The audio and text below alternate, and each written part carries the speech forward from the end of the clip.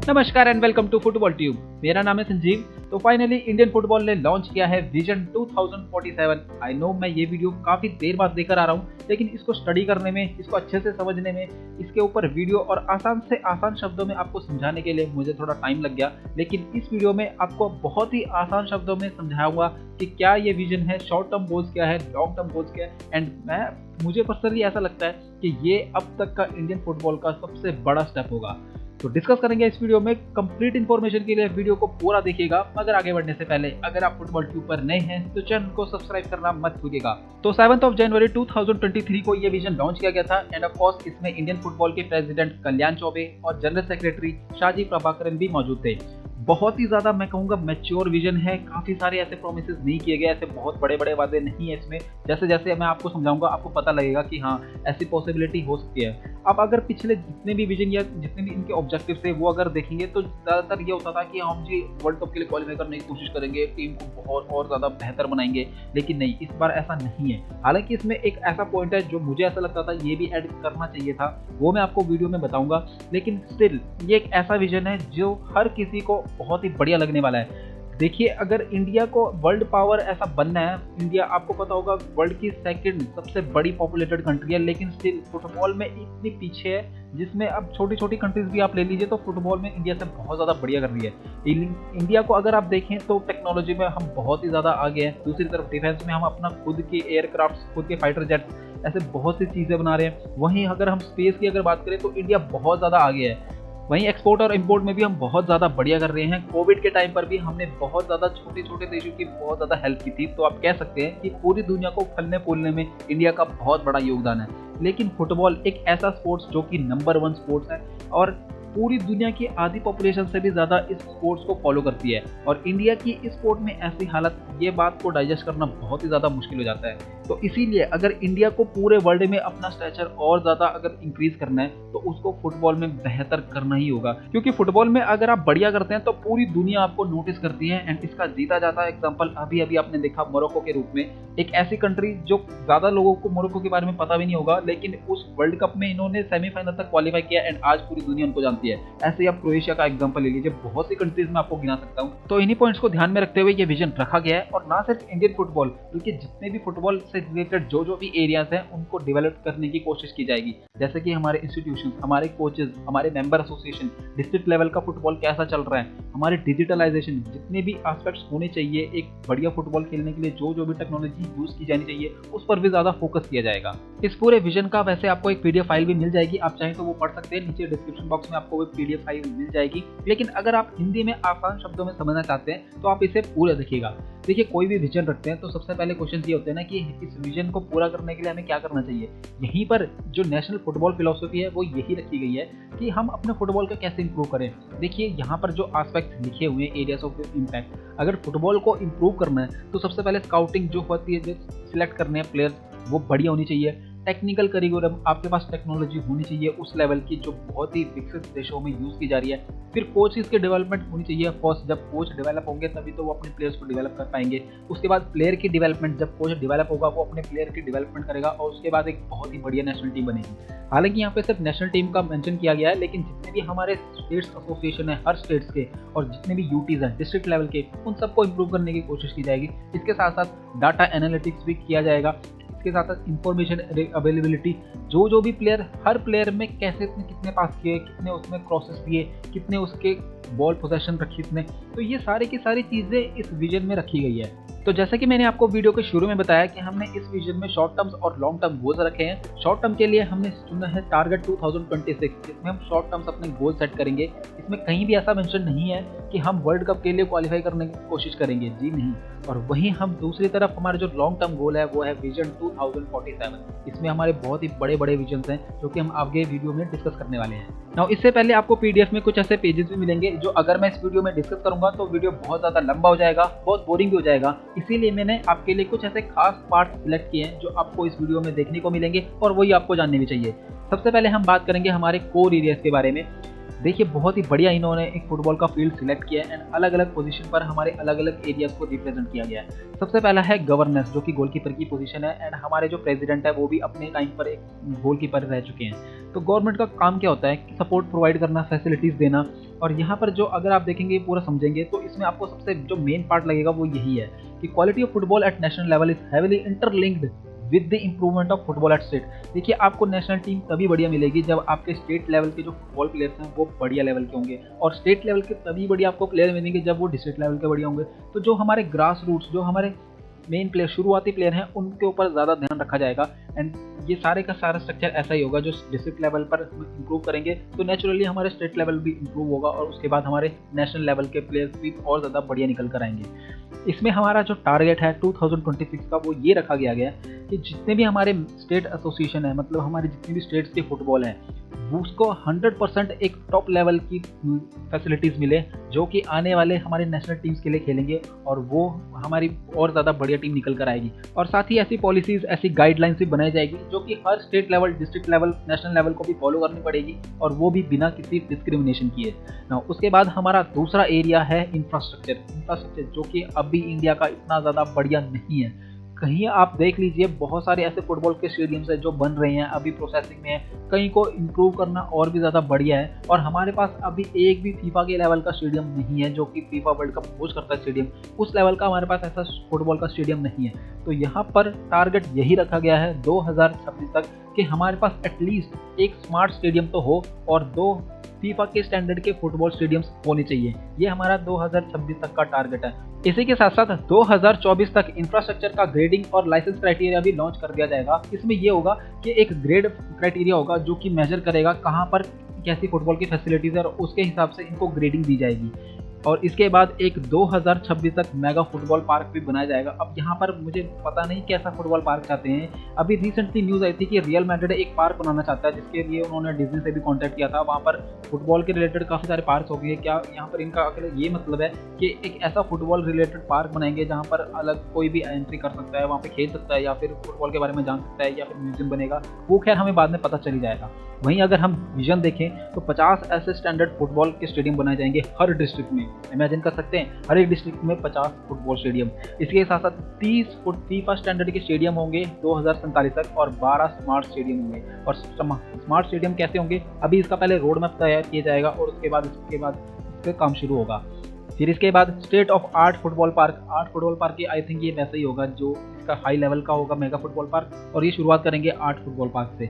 और उसके बाद 50 फुटबॉल क्लब्स बनेंगे जो कि उनके खुद के ट्रेनिंग हाउस होंगे। हमने ऐसे कई क्लब्स देखे हैं जो रेंट पे लेते हैं फुटबॉल के ग्राउंड, फिर उसमें प्रैक्टिस करते हैं, लेकिन 2047 तक इन्होंने ऐसा विजन रखा है कि 50 फुटबॉल क्लब्स के पास अपना खुद का एक पार्क होगा जहां पर वो ट्रेनिंग कर सके। इसके बाद जो हमारा अगला एरिया है जहां पर हमें इंप्रूव करने की जरूरत है वो है डिजिटल ट्रांसफॉर्मेशन। अब डिजिटल ट्रांसफॉर्मेशन क्या है, जितनी भी टेक्नोलॉजीज फुटबॉल में यूज की जानी चाहिए वो अभी इंडिया में अवेलेबल नहीं है, जैसे कि VAR एक ऐसी टेक्नोलॉजी है जो अभी इंट्रोड्यूस हुई है, ज़्यादा टाइम नहीं हुआ है, और इंडिया के कई ऐसे स्टेट्स में आपको VAR नहीं मिलेगा, जो कि एक दर्शाता है कि फुटबॉल उस स्टेट पर या उस कंट्री में किस लेवल का है। इस पर क्या होगा कि ज़्यादा से ज़्यादा टेक्नोलॉजी यूज़ की जाएगी, डेटा एनालिसिस किया जाएगा, एंड फुटबॉल के जितने मैचेस होंगे उसको कैसे कवर कर सकते हैं उस पर भी 2026 तक ये टारगेट रखा जाएगा। देखिए मैं अगर हर पॉइंट को डिस्कस करूंगा तो बहुत ज़्यादा बोरिंग हो जाएगी। आप ये समझिए कि डिजिटल ट्रांसफॉर्मेशन यही होगा कि हमारी अभी जो भी टेक्नोलॉजी है उसको हम और ज़्यादा कैसे बढ़िया बना सकते हैं, प्लेयर्स की हम रेटिंग कैसे कर सकते हैं, उसके हीट मैप कैसे जनरेट कर सकते हैं, उसके बारे में जितने भी डाटा एनालिसिस होता है वो कलेक्ट कैसे कर सकते हैं, और 2047 तक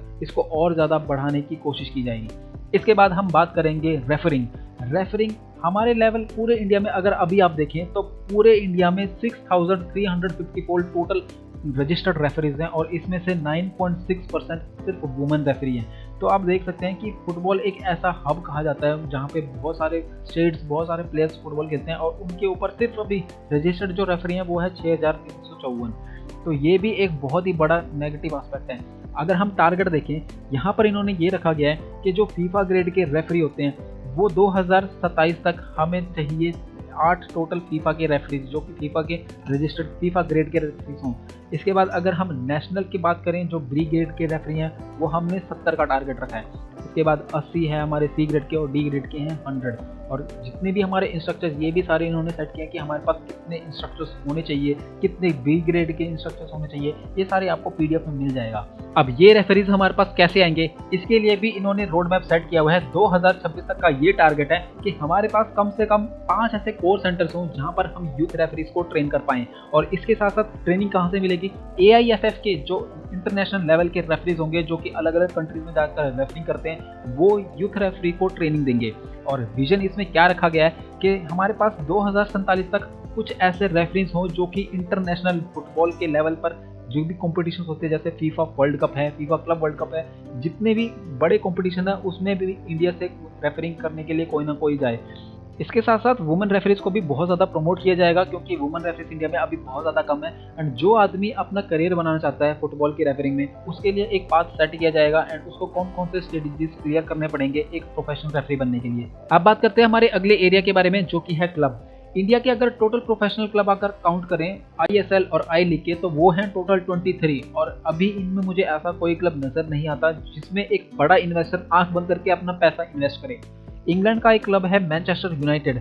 ये एक ऐसा क्लब है जो कि न्यूयॉर्क स्टॉक एक्सचेंज में लिस्टेड है। जैसे इंडिया में है बॉम्बे स्टॉक एक्सचेंज, वही न्यूयॉर्क में आपको मिलेगा न्यूयॉर्क स्टॉक एक्सचेंज। और ये क्लब की अभी लोग शेयर्स खरीदते हैं और आप भी इस क्लब को खरीद सकते हैं। अगर आपके पास बहुत सारा पैसा है, 51% आप शेयर बाय कर लीजिए और आप इस क्लब के मालिक बन जाएंगे। तो इंडिया में अभी तक तो ऐसा कोई क्लब नहीं है। खैर, इसको इम्प्रूव करने के लिए, क्लब्स की रेपुटेशन को बढ़ाने के लिए ये टारगेट रखा गया है कि 2026 तक कम से कम 20% ऐसे क्लब हो जिनके अपने खुद की एकेडमीज हो, जो अपने यूथ प्लेयर को ट्रेन करें। आपने देखा होगा रियल मैड्रिड, बार्सिलोना, इनकी अपनी खुद की एकेडमीज हैं जो अपने यंग प्लेयर्स को ट्रेन करते हैं, उनको अलग अलग लीग्स में खिलाते हैं ताकि आने वाली जनरेशन उसके क्लब को संभाल सके। और यही इस क्लब में, हमारे फुटबॉल क्लब में भी 2026 का टारगेट रखा गया है। इसके साथ साथ एक ऐसा प्रोग्राम भी लॉन्च किया जाएगा जो हर क्लब के पास कम से कम एक ऐसा एलिट प्लेयर हो।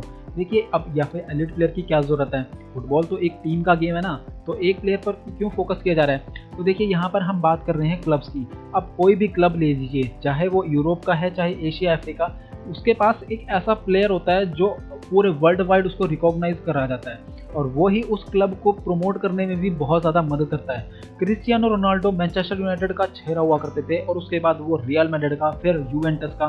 तो एक ऐसा प्लेयर आपको प्रमोट करने में बहुत ज़्यादा मदद भी करता है और उसी प्लेयर से आपकी क्लब की रिकॉग्नाइजेशन भी होती है। हमने ऐसे कई प्लेयर्स देखे हैं जो नया क्लब ज्वाइन करते हैं और उसी की वजह से उस क्लब को पहचान मिलती है। अभी रिसेंटली रोनाल्डो गए एल नासर में, एंड आई एम श्योर कई लोगों को तो एल नासर के बारे में पता भी नहीं होगा। जब वो रोनाल्डो उन्होंने ज्वाइन किया, उसके बाद पूरे वर्ल्ड को उसको रिकॉग्नाइजेशन मिली। तो आप एक तरफ इमोशंस को साइड में रखकर ये देखिए कि आपके क्लब के लिए क्या जरूरी है और वही स्टेप्स आपको उठाने पड़ते हैं। इसके बाद अगर आप देखें विजन 2047 में, तो यहाँ पर एक ऐसा विजन रखा गया कि 20,000 ऐसे क्लब्स होंगे जिनके पास एक कॉम्पिटिटिव स्ट्रक्चर होगा। मतलब एक कॉम्पिटिशन खेलने के लिए जो जो फैसिलिटीज होनी चाहिए वो कम से कम 20,000 क्लब्स के पास हो। 50% डेवलपमेंट क्लब्स के पास एक फुटबॉल की फुटबॉल डिवीजन, वुमेन्स की फुटबॉल डिवीजन होगी। इसके साथ साथ 100 ऐसे प्रोफेशनल फुटबॉल क्लब्स होंगे जो कि टॉप की लीग्स खेलेंगे। ये बहुत ही बड़ा, बहुत ही ज़्यादा मुश्किल होगा, लेकिन क्योंकि अभी बहुत ज़्यादा टाइम है तो ये अचीवेबल भी हो सकता है। मिनिमम ऐसे 20 stand alone women's football clubs होंगे, कम से कम ऐसे मिनिमम 20 तो वुमेन्स के फुटबॉल क्लब्स भी होने चाहिए। और ऐसा एटलीस्ट एक क्लब होगा जो कि एशिया कप में कॉम्पिटिटिव चैंपियन बनाए 2037 तक। मतलब इंडिया से ऐसा क्लब आए जो कि AFC चैंपियंस लीग जीते। तो ये बहुत ही बड़े बड़े विजन रखे गए हैं क्लब्स को लेकर। बढ़ते हैं हमारे अगले एरिया की तरफ, जो कि है grass roots. Now grass roots मैं कहूँगा अगर इंडियन फुटबॉल को सबसे ज़्यादा जो फोकस करने की जरूरत है वो है ग्रास रूट्स पर, क्योंकि अभी अगर आप सीनियर टीम को ज़्यादा फोकस भी करेंगे तो वो ज़्यादा से ज़्यादा कितना टाइम तक फुटबॉल खेलेंगे। और ग्रास रूट्स अभी से अगर आप डेवलप करने शुरू कर देंगे तो आगे टाइम पर आपको बहुत ही बढ़िया रिजल्ट मिलेंगे, क्योंकि अगर फसल ही अच्छी होगी तो उसका फल भी बढ़िया मिलेगा। इसके लिए क्या क्या टारगेट रखे गए हैं, 2026 तक ऐसा कहा जा रहा है कि कम से कम 35 मिलियन किड्स होंगे जो कि ग्रास रूट से ही रीच किए जाएंगे, यानी कि ग्रास रूट के द्वारा उनकी स्काउटिंग होगी या उनको पहचाना जाएगा। लगभग 3 करोड़ 50 लाख किड्स फुटबॉल से जोड़े जाएंगे। इसके बाद कम से कम 100 गांवों तक फुटबॉल को पहुंचाया जाएगा। 10 ऐसे डिस्ट्रिक्ट होंगे ट्राइबल एरिया में जहां पर फुटबॉल्स के थ्रू इन ग्रास रूट्स के किड्स को हम हायर करेंगे या फिर उनको फुटबॉल खेलने के लिए प्रेरित करेंगे। 1 मिलियन रजिस्टर्ड प्लेयर्स होंगे, 1 मिलियन। 2026 तक 10 लाख लोग रजिस्टर्ड होंगे जो कि फुटबॉल खेलेंगे, वो भी प्रोफेशनल लेवल का। 2047 की अगर बात करें तो ऐसा कहा जा रहा है कि हम एक फुटबॉल को एक ऐसा स्पोर्ट्स बनाना चाहते हैं जो कि 10 करोड़ चिल्ड्रन, 10 करोड़ बच्चों द्वारा खेला जाएगा। एंड ये अभी खैर 2047 तक अभी बहुत ज़्यादा मुश्किल होगा, लेकिन क्योंकि इंडिया की पॉपुलेशन अभी ठीक ठाक ही है तो उससे ये अचीवेबल हो सकता है। साथ ही ये विजन भी रखा गया है कि जितने भी हमारे स्टेक होल्डर्स होंगे वो इस ग्रास रूट्स के लिए ऑर्गेनाइज करें, एडमिनिस्ट्रेट करें और ज़्यादा से ज़्यादा फंडिंग अट्रैक्ट करें हमारे ग्रास रूट्स को और ज़्यादा बढ़ाने के लिए। और चाहे रूरल एरिया हो चाहे अर्बन एरिया हो, हर जगह पर ये ग्रास रूट्स का प्रोग्राम लॉन्च किया जाएगा ताकि ज़्यादा से ज़्यादा हमारे को ग्रास रूट्स लेवल पर बच्चे मिले जो कि फुटबॉल खेल पाएँ। इसके बाद हमारा जो अगला एरिया है वो है कोचिंग का। एंड इंडिया में कोचिंग की हालत भी बिल्कुल वैसी है जैसी फुटबॉल की है। कई ऐसे हमने कोचेस देखे हैं जो कि बहुत ही कम पैसों में बहुत ज़्यादा क्रिटिसिज्म फेस करके एंड अपनी कंट्री से बहुत ज़्यादा दूर रहकर इंडिया में कोचिंग करते हैं। एंड इसको इम्प्रूव करने के लिए ये टारगेट रखा गया है कि कम से कम हमारे पास 2026 तक एक तो ऐसा कोच हो जो कि प्रो डिप्लोमा होल्डर हो। उसके बाद 17 ऐसे कोचेस भी रखे गए हैं टारगेट में। 72 टोटल टारगेट में ऐसे रखे गए हैं जो 72 होंगे 2026 तक, और टोटल 50,000 ऐसे कोचेज होंगे जिनके पास कोई ना कोई डिप्लोमा होगा फुटबॉल के कोचिंग का।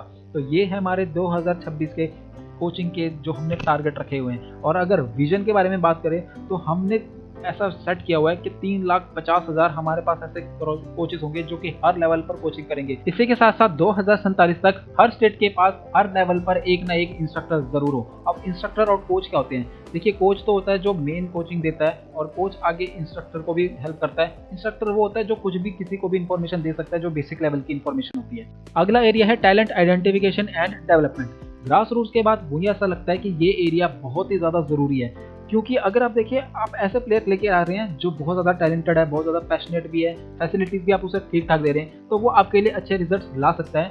एंड अब 2026 के हमारे टारगेट में ये कहा गया है कि 35 मैचेस खेलेगा हर यूथ प्लेयर अक्रॉस अलग अलग स्टेट्स की जो लीग्स होगी, और 5,000 ऐसे लाइसेंस स्काउट्स भी बनाने की तैयारी है।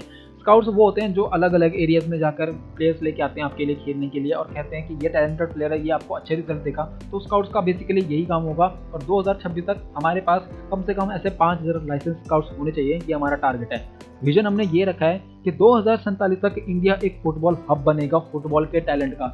हमें नहीं पता, क्योंकि फुटबॉल अभी इंडिया के कई स्टेट्स में तो गया भी नहीं है और नहीं पता कि कौन सा प्लेयर कितना टैलेंटेड है, वो फ्यूचर में कैसा कर सकता है। तो हमारा मकसद यही होगा कि ग्रास रूट्स के जरिए हम अलग अलग एरियाज में जाएं और इस टैलेंट आइडेंटिफिकेशन की मदद से वो टैलेंट हम बाहर निकाल कर लेकर आएं। इसके बाद हम बात करेंगे अगला एरिया जो कि है नेशनल टीम्स की। तो नेशनल टीम्स को लेकर कई बहुत बड़े ऐसे टारगेट नहीं रखे गए हैं, विजन भी इतना ज़्यादा बड़ा नहीं है।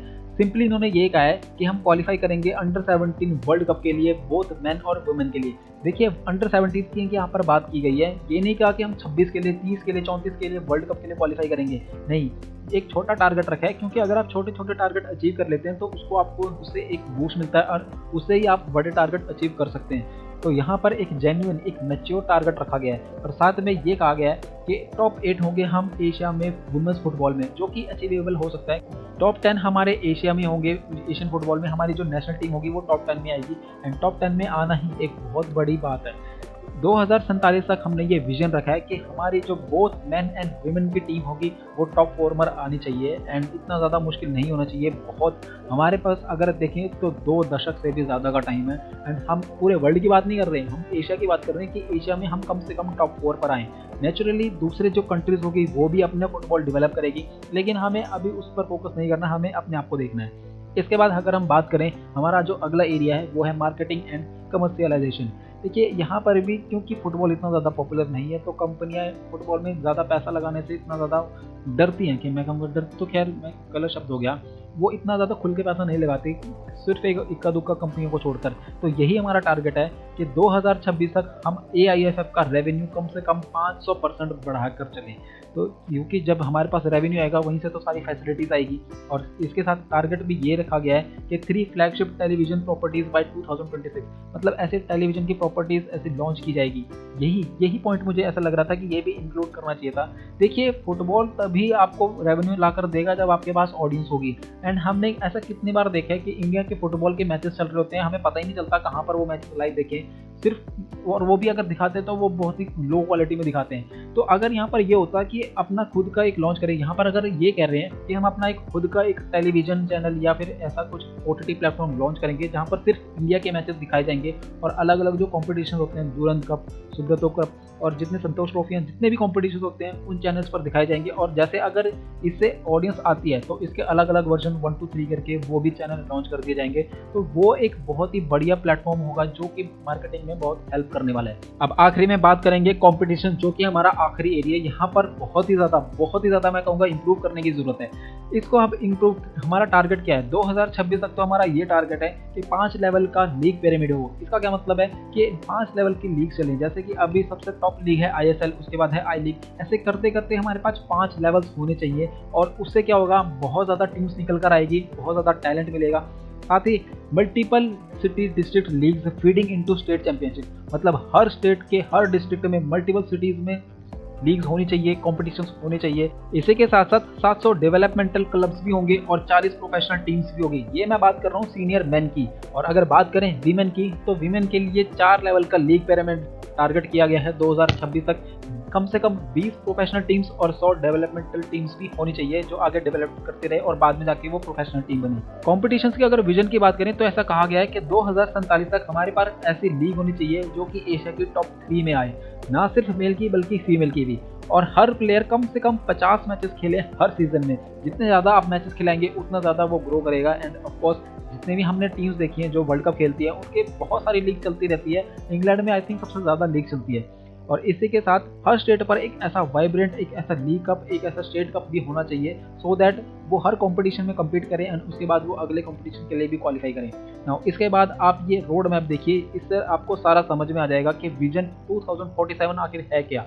एक जो छोटा बच्चा है जो फुटबॉल खेलना शुरू करता है, वो सबसे पहले उसको डेवलप करेंगे, उसको फैसिलिटीज देंगे।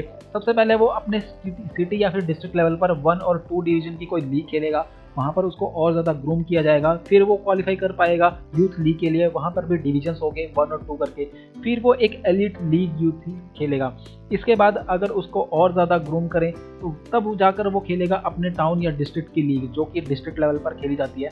वहाँ पर भी लीग की डेवलपमेंट होगी। उसी के बाद वो अगले स्टेट या सिटी लीग, जो कि स्टेट के लेवल पर कॉम्पिटिशन्स होते हैं, उसके लिए क्वालिफाई कर सकता है, वो भी खेल सकता है। इसके बाद वो प्रो नेशनल लीग, जो कि हमारे 4 डिविजन्स हैं। प्रो नेशनल लीग मतलब जो हमारे ISL हैं, आई लीग है, वो भी खेल सकता है। उसके बाद तब जाकर वो एक एलिट प्लेयर बनेगा। तो इस पूरे के पूरे विजन में अगर आप देखें तो एक छोटे से बच्चे से लेकर कैसे एक वो एलिट प्लेयर बन सकता है, उसके बारे में सारा रोड मैप तैयार कर लिया गया है। नाउ अभी के लिए तो ये सिर्फ पेपर पर मेंशन है एंड देखना होगा कि ग्राउंड लेवल पर इसकी कितनी इंप्रूवमेंट होती है।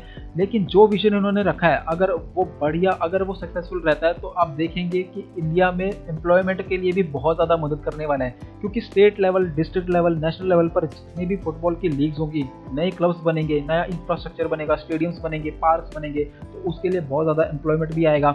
इकोनॉमिक के नज़रिए से भी देखें तो बहुत ज़्यादा पैसा भी आ सकता है यहाँ पे, क्योंकि हमारे पास व्यूअरशिप आएगी, कंपनियाँ ब्रॉडकास्टिंग राइट्स की डील्स के लिए बोलियां लगाएगी और काफ़ी हद तक ये हमारे पास वर्ल्ड की रिकॉग्निजेशन में भी बहुत ज़्यादा मदद करेगा कि इंडिया, जो एक टाइम पर ऐसा जाना जाता था कि फुटबॉल में बहुत ज़्यादा पीछे, उसमें भी बहुत ज़्यादा डेवलपमेंट हो रही है। तो ये था summary of vision 2047।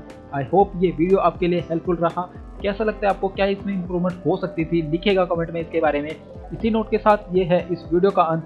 Thanks for listening. मिलते हैं आपसे नेक्स्ट वीडियो में। Till then, play football and stay safe.